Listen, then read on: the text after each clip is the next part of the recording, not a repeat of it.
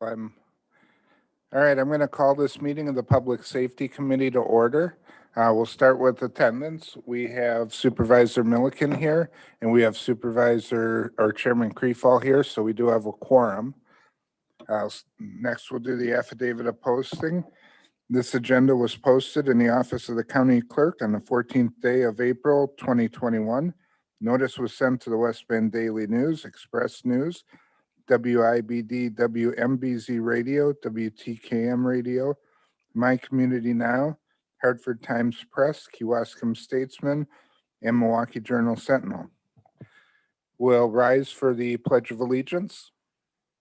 I pledge allegiance to the flag of the United States of America and to the republic for which it stands, one nation, under God, indivisible, with liberty and justice for all.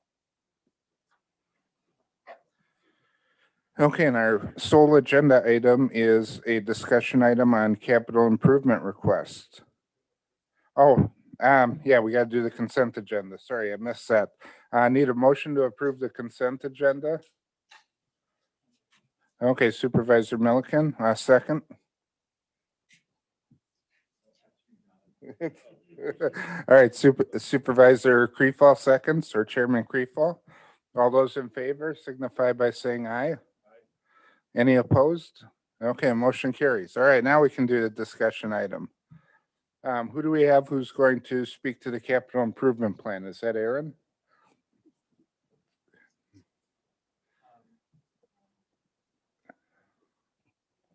Okay, so I'll start. I wanted to just give a little bit of an overview on the CIP, and then we've got representatives from the Sheriff's Department here and facilities to kind of go over those sections of the plan, and then I'll quickly talk about the one courts project that's in here too.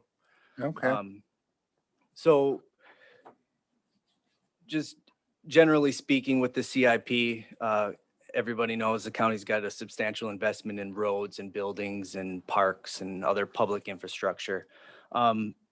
So we've got a responsibility to kind of manage these items and live within our means, right? So the CIP is our kind of multi-year plan for doing this. We do a 6-year CIP. Within the CIP, we fund projects and items with an estimated cost of $50,000 or more. The CIP is largely funded with sales tax. We've got some other non-levy revenue sources in there. We've got some grants, and then a lot of times we'll have fund balance that's accumulated like within the enterprise funds. So parks, for example. Sales tax specifically gets split 60-40 in the budget. 60% gets used to fund the CIP. 40% is for property tax levy relief. So process-wise, departments, they've spent the beginning part of this year developing their projects, prioritizing, updating them. Standing committees are seeing the projects in April. As a discussion item, we're looking for input and any other things for the county executive and the budget team to consider. After the committees, then the budget team does a full review of all the projects. We work with the executive's office to kind of package that CIP up into the full plan that you'll see later. It's kind of a balancing act between our available revenue sources and funding the county and the community's priorities, really.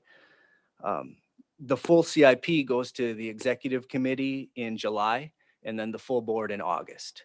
If you remember, that's a deviation from what we normally do, right? Normally committees see it, I think, in January and it's approved by the full board in April. So we've pushed that timeline back and we plan to continue doing that in future years, mainly because it gives us a better chance to develop good cost estimates and good revenue estimates for sales tax, right? So historically, again, you approve it in April, you don't approve the actual funding for it until you adopt the budget in November.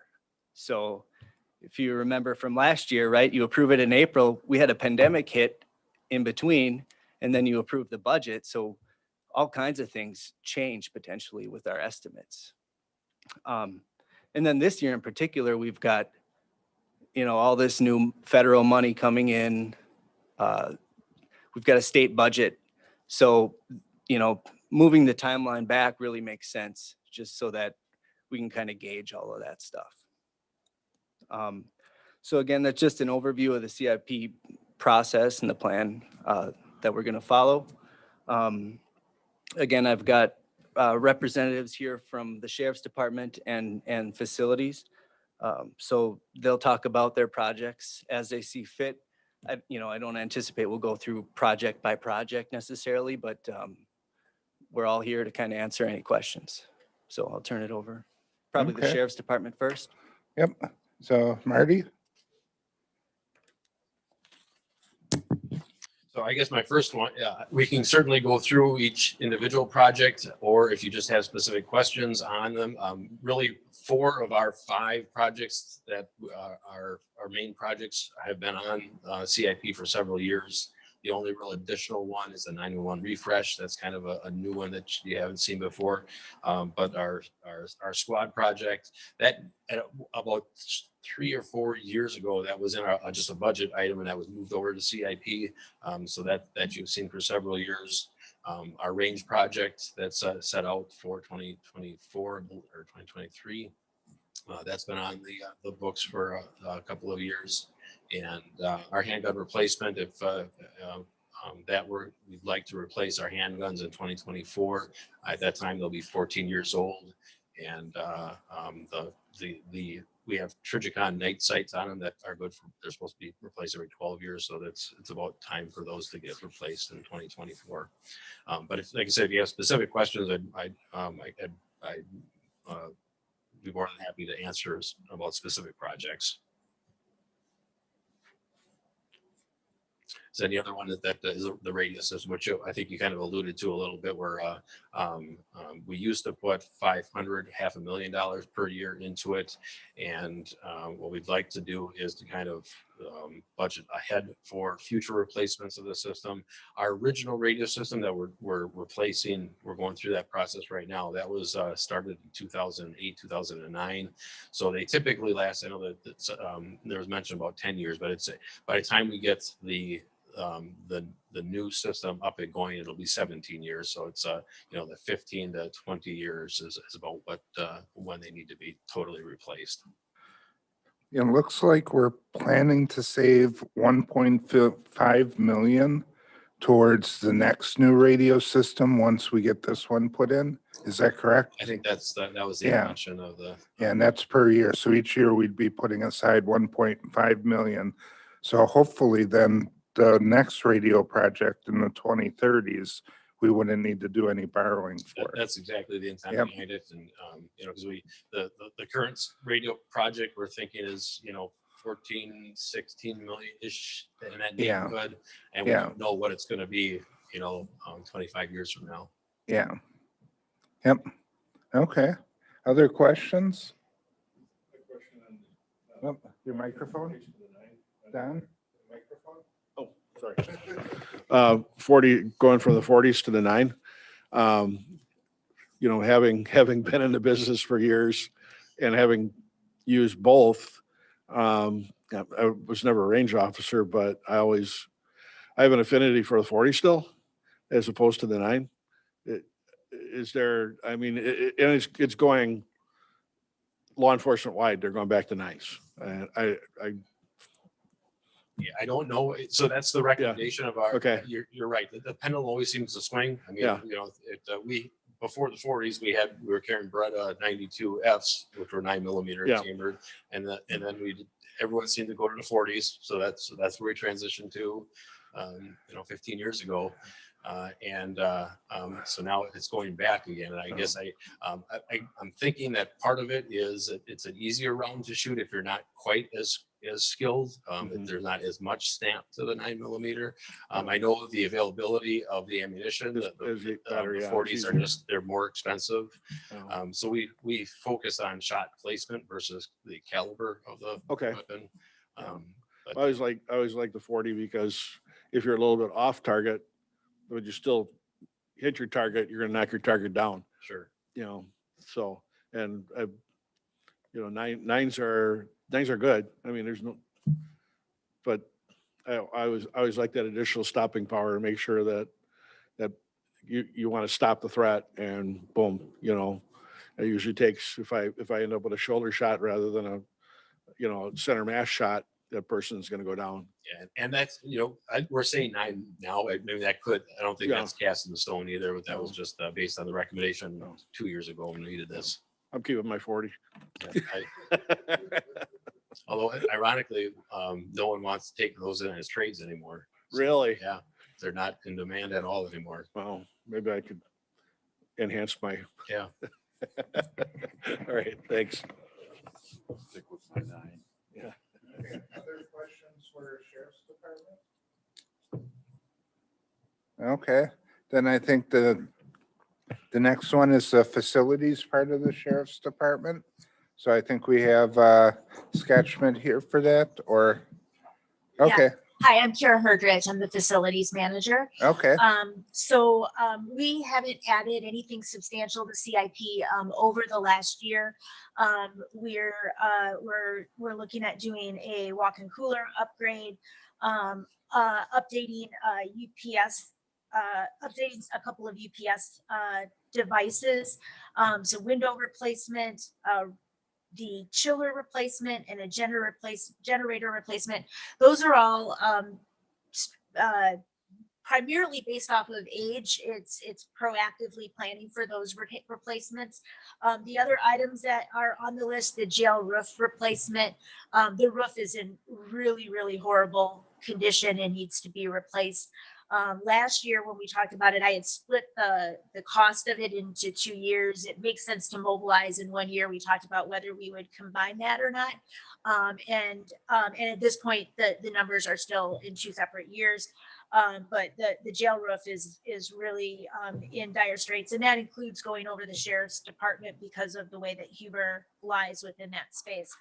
And then the shower and restroom upgrades, we're planning for those over the long term. They're very expensive for us to maintain, and we'd like to do some upgrades that will allow us to maintain them better. And again, the fixtures will just be in equipment. Everything in there will just need to be replaced. They're heavily used spaces.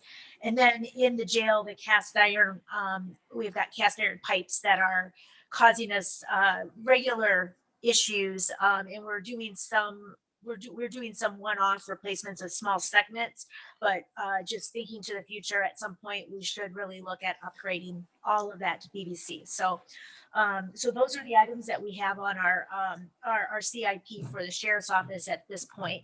And if there's any questions about any of these projects, I'd be happy to talk about them. okay. You mentioned the roof being in dire straits. Did we wait too long on that one? Or, It's end of life from an age perspective.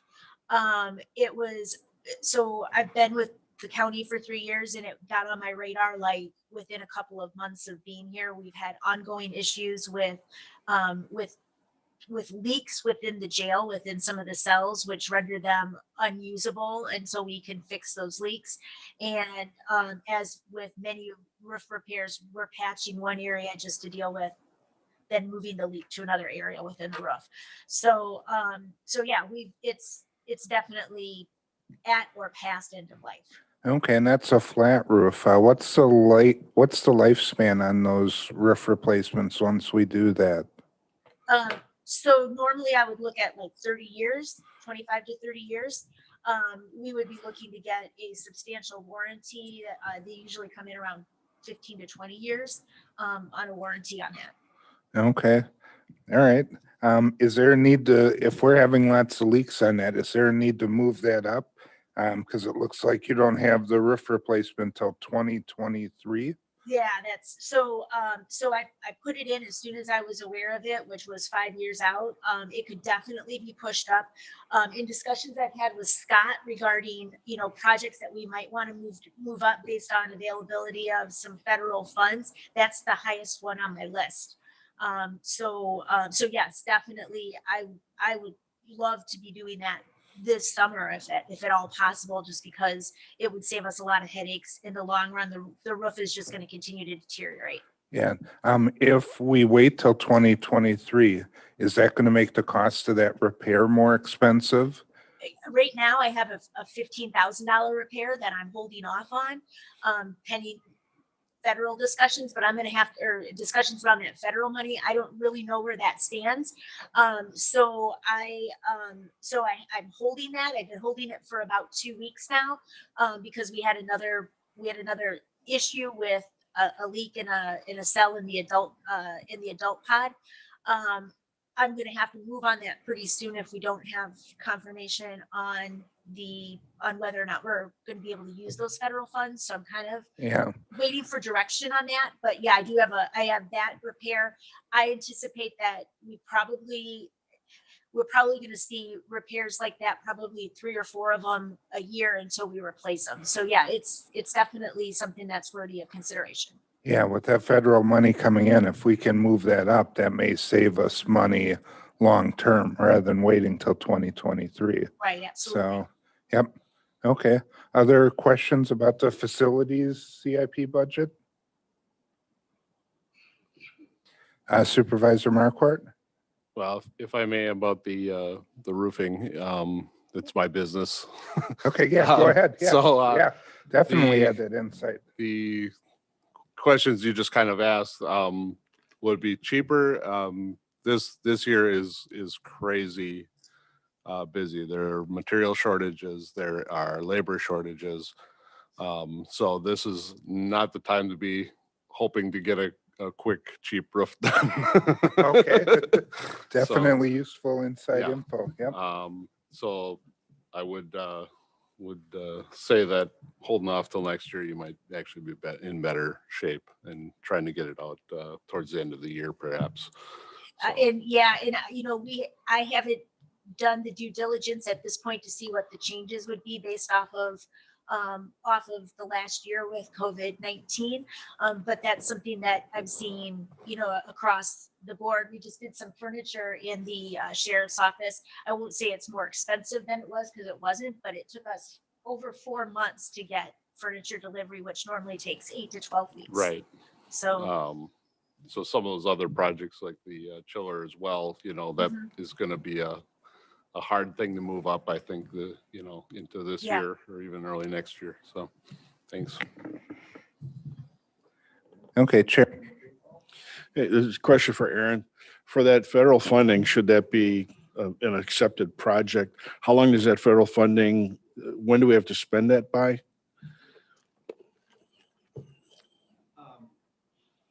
We have to spend it by December of 2024. So we've Okay, got so we have time. We've got time. The Department of Treasury, I think they told Congress not to expect, so we're waiting on guidance about how to spend it, really. Treasury told Congress to expect it May 10th or 11th. So it's been a long time. We've been chomping at the bit to get it. But as soon as it comes in, we're going to evaluate it. And Yeah, I haven't read it yet, but the guidance did come out yesterday, at least a portion of it. some guidance came out. Basically, the guidance that came out recently was how to accept the money. We're Okay. waiting on how to spend it. Okay, So we don't know anything about that yet, other than the small little bit of language that's in the law itself. okay, So- thank you. Sure. Haven't actually given us that money yet, but they've told us we're going to get 25 million, and they haven't told us what restrictions are going to be in place for how we can spend it. Right. Other than, 26.7 million.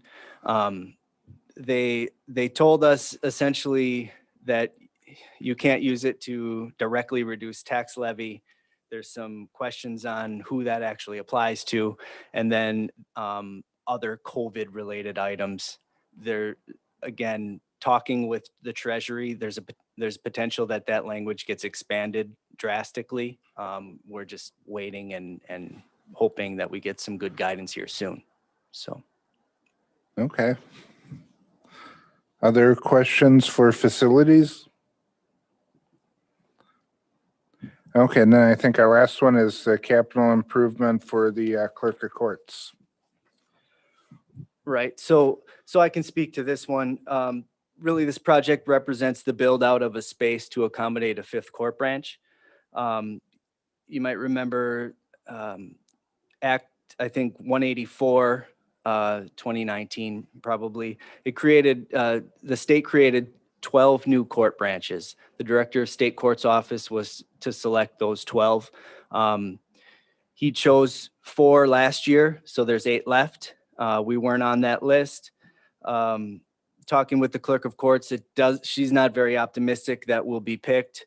I've seen some weighted caseload, workload data that puts us 40th in the state. So not really holding our breath for that, but nonetheless, we're including it here in the CIP to give the message that we're ready to fund it should Should we we be need to. picked, Right. yeah. And if you recall, there was a resolution by the board in support of a fifth branch. So we've got it on the CIP. We've got money parked in 2027.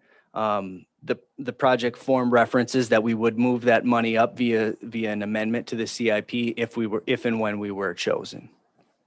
I haven't spoken to the county executive's office about how he plans to have it look in the final plan, but again, we wanted to include it for discussion today and just to put it out there to set the message. Yeah, So, and I think just looking anecdotally, comparing us to Ozaki County, we have about 70% more population than Ozaki County. They have 3 circuit courts, we have 4. So clearly there's a need for us to have another one. There might be a greater need in some other counties though too. So, yep, yeah, they do this analysis between judges and commissioners and caseload and population, and they put all Yeah. that stuff together and some magic math spits out at the back end. So. okay. Other questions related to the clerk of courts? Okay, I don't see any. I'm going to make a general comment. The capital improvement program was in place before I became a supervisor, but I think it's great that we do this. A lot of municipalities, they wait until they have an expense and then they scramble to figure out how they're going to pay for that. We're planning for what our expenses are going to be for 6 years out, and we're planning for how we're going to pay for them. That's smart fiscal management. And when you see it all in one, it looks like we're spending a lot of money. But these are all the routine costs that come with running a county government. To be planning them ahead like this is smart and prudent, and I'm glad that our county does this. I think this goes, how long have we had the capital improvement plan? Gosh, I think it even precedes Josh. So, Yeah. So we've had it at least 10 years where we've been planning this out. Whoever put this in place, they definitely were thinking ahead. This was a great idea. I'm glad they do it. And I'm glad we continue to follow that model. appreciate it. Yep. Any other comments on capital improvement before we adjourn? Okay, seeing none, we shall stand adjourned.